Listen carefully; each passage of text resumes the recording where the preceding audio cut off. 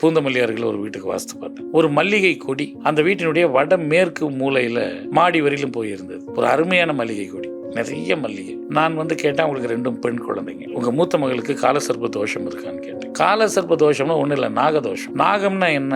அது கொடி மாதிரி உங்களை சுற்றி கொள்ளும். பாம்பு என்ன செய்யும்? அதை அந்த கொடி உணர்த்துது. ஆமாம் சார், ஜோசியர் சொன்னார், அதுக்கான பரிகாரம் நடந்துட்டு இருக்கு. அவர் வாடகை சொல்லிட்டு போகிற முதல்ல இந்த கொடியை கட் பண்ணுங்க. ஸோ ரொம்ப அழகாக இருக்கு. அதுதான் காலசர்ப்ப தோஷம். ஏன் இவ்வளோ பெரிய கிழக்கு திசையில் காம்பவுண்டு போட்டிருக்கிறீங்க, வடக்கு மக்குன்னு திறந்து வச்சிருக்கிறீங்கன்னு நீங்கள் சங்கர மடத்தில் போய் கேட்கவே முடியாது. கிழக்கு பக்கம் ஏன் மூடி இருக்கீங்கன்னு கேட்கவே முடியாது. பெரும்பாலான பிராமணர்கள் விட கிழக்கு மூடி தான் இருக்கும். அதற்கான காரணம், கிழக்கு மூடினா தான் ஞாபக சக்தி அதிகமாக இருக்கும், வேத மந்திரங்களை நினைவில் வைத்துக் கொள்ள முடியும். அப்போ வெள்ளி விற்கணும்னா அவங்களுக்கு பெண் குழந்தைகள் குறைவாக இருப்பாங்க, ஆண்கள் தான் இருப்பாங்க. பெண் குழந்தைகள் இருந்தாலும் நோய்வாய்ப்படுவாங்க ஏதாவது ஒரு விதத்தில். ஒருத்தனுக்கு சகோதரி இருந்தால் அந்த சகோதரி ஏதாவது நோய்வாய்ப்பட்டால் எனக்கு வெள்ளி வியாபாரம் நல்லா நடக்கும். அப்போ இதுலேருந்து என்னன்னு கேட்டிங்கன்னா, மரம் வச்சவன் தண்ணி ஊற்றுவான்னு சொல்கிறீங்கல்ல, அதுக்கு அர்த்தமே நீ ஒரு தொழில் செய்தாயானால் அந்த தொழிலுக்கு தேவையான மூலப்பொருளை அந்த வீடு உறிஞ்சி எடுத்துக்கொள்ளும். நான் அந்த யூனிவர்சிட்டியில சேருவதற்கு எனக்குலாம் வசதி இல்லாதனாலே அந்த யூனிவர்சிட்டியில் சேரல. பணம் கட்டணுமே, என் தந்தைக்கு போதிய வசதி இல்லை. ஆனால் இன்னைக்கு யூனிவர்சிட்டியில் போகும்போது எத்தனை HODகளோட உட்காந்து பேசுறோம், துறை தலைவர்களுடன் பேசுகிறோம். அப்படின்னு என்ன அர்த்தம்?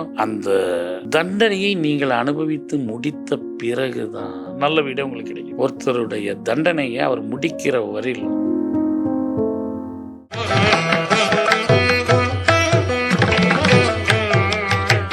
திருவருள் டிவி நேயர்களுக்கு வணக்கம். இன்னைக்கு நம்ம கூட இணைஞ்சிருக்கிற சிறப்பு விருந்தினர் வாஸ்து ஸ்பெஷலிஸ்ட் திரு ரவிரமணா அவர்கள்கிட்ட வாஸ்துவை தாண்டி யதார்த்தமான உண்மைகள் இன்னைக்கு நிறைய பேச இருக்கோம். சார் வணக்கம்.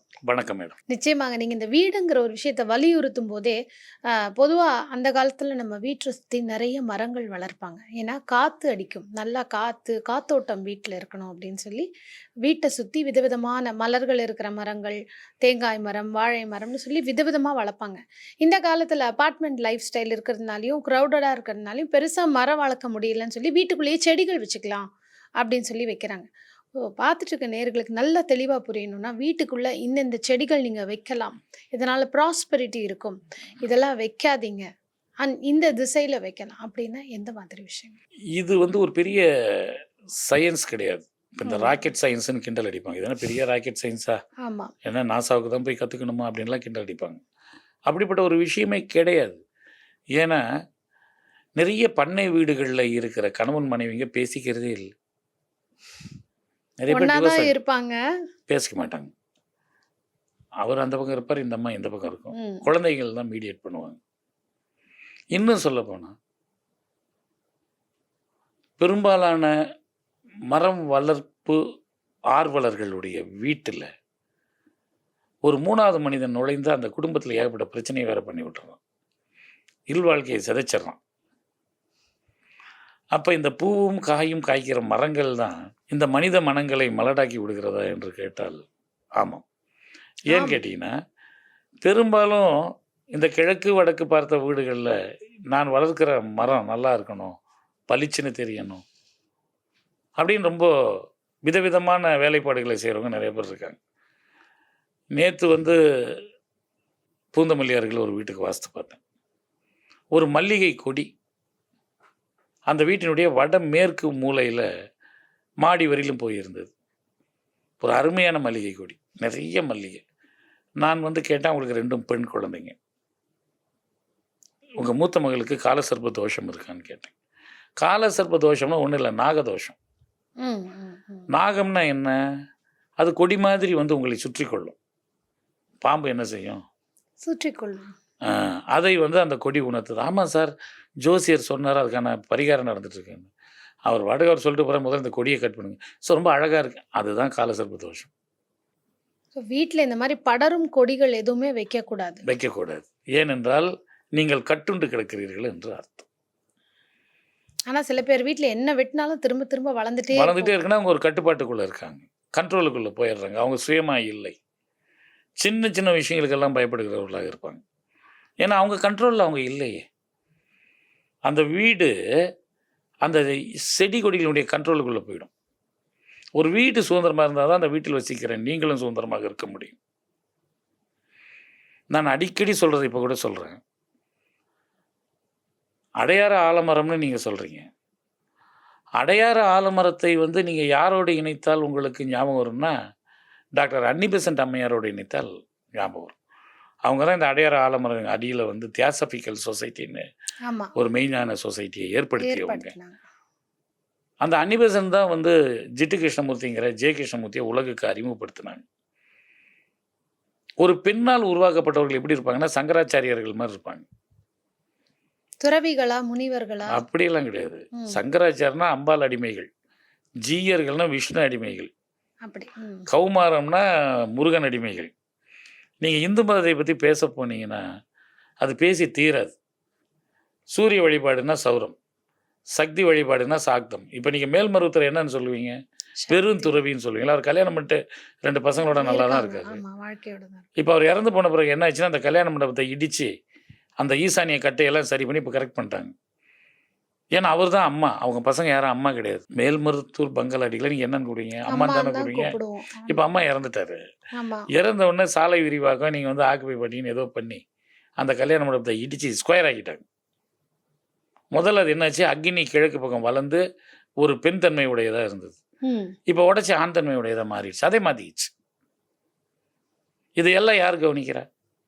இப்போது மேல்மருவத்தூரையும் சங்கராச்சாரியரையும் ஒன்றா வச்சு பார்க்கக்கூடாது. அப்படின்னா அவர் பெரிய அளவு சின்னவர் அப்படி கிடையாது. சங்கர மடத்தில் இருக்கிறவர்கள் திருமணம் செய்து கொள்ள மாட்டார்கள், இவர் திருமணம் செய்து கொண்டார்கள். ஆனால் 2 பேருமே அம்பாளை வழிபடுகிறவர்கள். அப்படித்தான் பார்க்கணும். அங்கே கிழக்கு திசையில் கதவே இருக்காது. சங்கர மடத்தில் கிழக்கு திசையில் பார்த்தீங்கன்னா ஒருத்தர் உட்காந்து செருப்பு தைச்சிட்டு இருப்பார். ஏயா இவ்வளோ பெரிய கிழக்கு திசையில் காம்பவுண்டு போட்டிருக்கிறீங்க, வடக்கு மக்குன்னு திறந்து வச்சுருக்கிறீங்கன்னு நீங்கள் சங்கர மடத்தில் போய் கேட்கவே முடியாது. கிழக்கு பக்கம் ஏன் மூடி இருக்கீங்கன்னு கேட்கவே முடியாது. பெரும்பாலான பிராமணர்கள் விட கிழக்கு மூடி தான் இருக்கும்.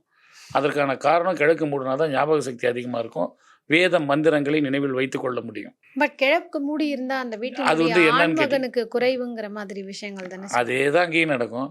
அது யாருடையது? மூகாம்பிகையினுடைய ஆளுகையில் இருக்கிறது தான் அந்த மடம். பெண். அப்போ கிழக்கு பக்கம் ஓப்பன் இருக்கு, சூரிய திசையில் ஓப்பன் இருக்கு. அப்போது இது வந்து ஒரு ஜீயருடைய மடமாக இருக்குன்னு வச்சுங்க. ஜீயர்னா யார்? விஷ்ணுவை வழிபடுவார். அது வடக்கு திசை. வடக்குக்கு உரியவர் யார்? புதன். புதனுக்கு தலைவர் யார்? விஷ்ணு. சரி, அடுத்து வந்து நீங்கள் வந்து இந்த 6 பிரிவுகள் நம்மகிட்ட இருக்குது. அந்த 6 பிரிவுகளையும் எடுத்து பார்த்தீங்கன்னா அந்த கோயில்களும் மடாதிபதிகளும் அப்படித்தான் இருப்பார்கள். இதிலிருந்து தான் நம்முடைய வாஸ்து தொடங்குகிறது. எத்தனையோ தடவை நான் சொல்லியிருக்கேன். என்ன சொல்லியிருக்கேன்னு கேட்டிங்கன்னா, ஒரு விஷயத்தை சொல்கிறவங்க வந்து யாருன்னு முதல்ல பாருங்கள், சொன்னதை பார்க்காதீங்க. யார் சொல்கிறாங்கங்கிறத நீங்கள் பார்க்கணும். இப்போ ஒரு சின்ன விஷயம் என்ன அப்படின்னு கேட்டிங்கன்னா, எழுத்தாளர் பிரபஞ்சன் ஒருத்தர் இருந்தார். அவர் எனக்கு நெருங்கிய நண்பர். அவருடைய மனைவி, மகன் எல்லாரையும் எனக்கு தெரியும். பாண்டிச்சேரி போனால் அவரை நான் தெருவில் அப்படி நடந்து வருவார். ரொம்ப ஆண் அழகர் அவர். நல்லா ட்ரெஸ் பண்ணுவார், நல்ல ஒரு மனநிலையில் ஒரு அருமையாக பேசக்கூடியவர், எழுதக்கூடியவர். ஆனால் கடைசியில் ஒரு குடும்பத்தோடு சேர்ந்தே வரல. நீங்கள் பிரபஞ்சம்னு வந்துட்டிங்கன்னா குடும்பம் உங்களை விட்டு போயிடும். பேர்லேயே பிரபஞ்சம் வந்தால் அப்படி தான். இந்த மாதிரி பேர்கள் இருக்கும்பொழுது அப்படி இருக்கும். ஒரு பிரபஞ்சம் உங்களுக்குள்ளே வந்துட்டா நீங்கள் வந்து என்ன ஆயிடுறீங்க? ஒரு ஐசக் நியூட்டன் மாதிரி ஆயிடுறீங்க. அவர் வந்து புவியீர்ப்பு விசையை கண்டுபிடிச்சார். கடைசியில் ஒரு குடும்பம்னே இல்லை. அவர் பெண்ணை தொட்டதே இல்லை. அப்போ இதையெல்லாம் நீங்கள் வாஸ்துக்குள்ளே கொண்டு வரணும். இப்போ என்னுடைய கணவர் இந்த வேலையை செய்கிறாருன்னு ஒரு அம்மா சொல்கிறாங்க. அப்போ அந்த வேலைக்கும் அந்த வீட்டுக்கு தொடர்பு இருக்குதான்னு பார்க்கணும். இப்போ ஒருத்தர் சொல்கிறார், என்னுடைய கணவர் அரிசி மண்டி வச்சிருக்கார். அப்போ அரிசினா என்ன? சுக்கிரன். சுக்கிரன் கம் சந்திரன் ரெண்டுமே வரும். என்னுடைய கணவர் பழைய இரும்பு கடை வைத்திருக்கிறார். அப்போ அந்த வீட்டுக்கும் சனிக்கும் தொடர்பு இருக்கு. என்னுடைய கணவர் தச்சு தொழில் செய்கிறார். மரம் என்றாலே குரு, உங்களுக்கு தெரியும். குருவுக்கும் அந்த வீட்டுக்கும் தொடர்பு இருக்கு. அப்போ குரு அந்த வீட்டினுடைய எந்த இடத்துல இருக்காருங்கிறது தான் ஒரு வாஸ்து நிபுணர் கணித்து பலன் சொல்லுகிறார். இன்னொருத்தர் என்ன பண்ணுறாரு, நகைக்கடையில் கல்லெல்லாம் அவர் தான் விற்கிறாரு. வைரம், மாணிக்கம், வைடூரியம். இந்த வைரம் மணி எல்லாமே சூரியனோட தொடர்புடையவை, ஒளி வீசுகிற தன்மை படைத்தவை. அதற்கு சுய ஒளி உண்டு. அப்போ அந்த வீட்டுக்கு சூரியனோட தொடர்பு இருக்குன்னு அர்த்தம். அப்போ அந்த சூரியன் வருகிற திசையில் ஏதேனும் பிரச்சனை வந்து அந்த கடையை உடனடியாக மூடுறாரு. ஒருத்தர் வெள்ளி மட்டுமே ஹோல்சேலாக வைக்கிறாரு, ரீட்டைலாக வைக்கிறாரு, வெள்ளி பொருட்கள் கொலுசுகள் விற்கிறார். வெள்ளியே நீங்கள் என்ன சொல்லுவீங்க? வடக்கு விண்மீன்னு சொல்லுவோம். வடக்கு விண்மீன். துருவ நட்சத்திரம். ம். துருவமே வடக்கு தானே. ம். இருக்கிறது 2 துருவம்.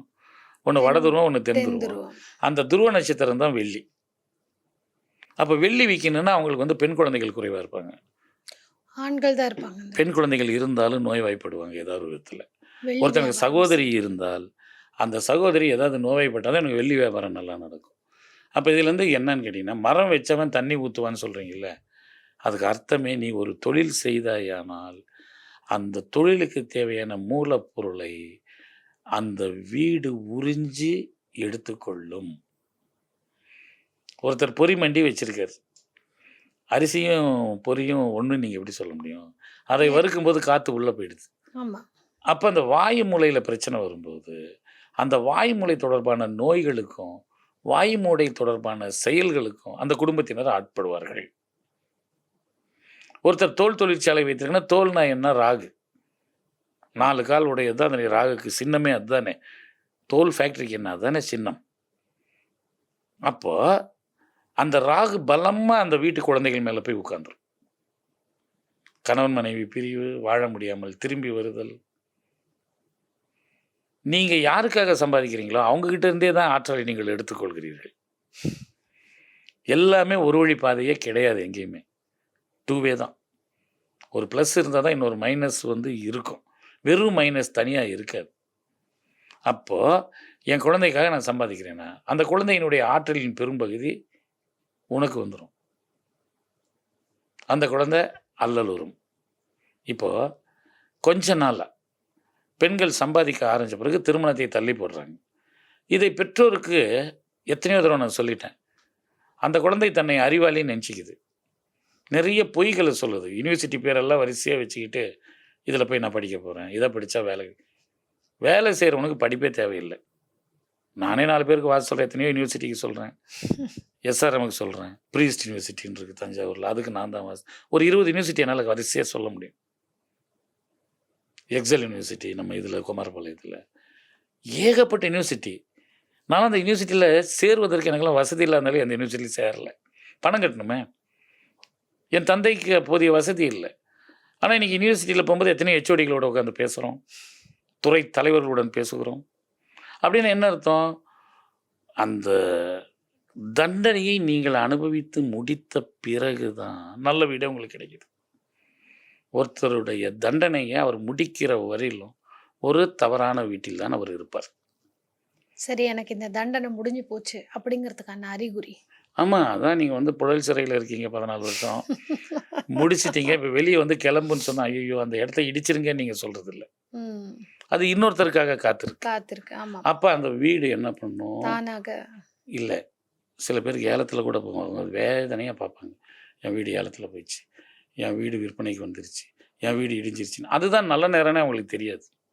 அந்த ரோடை எக்ஸ்டெண்ட் பண்ணுறேன்னு சொல்லி வீட்டினுடைய நல்லதை கொடுக்கும். ஃப்ரண்டேஜ் ஃபுல்லாக இடிச்சிருவான். ஆமா. இனி அவங்களுக்கு நல்ல நேரம் தான். இது அவங்களுக்கு தெரியாது. அதுபோல் உங்களுக்கு நல்ல நேரம் கெட்ட நேரத்தை தெரிந்து கொள்ளக்கூடிய அந்த ஆற்றல் இல்லாததாலேயே நீங்கள் வாஸ்து, ஜோதிடம் இவற்றை நம்புகிறீர்கள்.